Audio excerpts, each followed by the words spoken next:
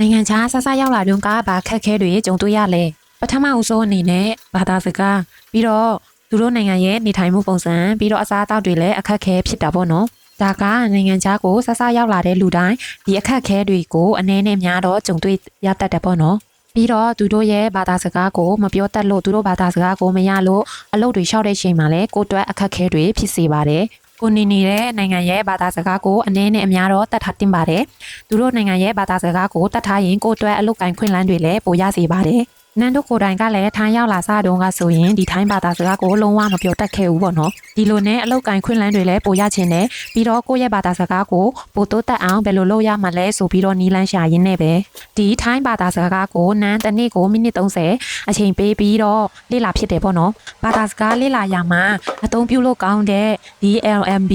ဘာသာစကားစာအုပ်လေးကသုံးလို့အဆင်ပြေတယ်ပေါ့နော် DLMB ဘာသာစကားစာအုပ်ကို website ထဲမှာလည်းဝင်ပြီးတော့လေ့လာလို့ရတယ်လို့ဒီစာအုပ်ထဲမှာလည်းလေ့လာလို့ရတယ်ပေါ့နော်သူကအသေးစိတ်ရှင်းပြထားတာပါပြီးတော့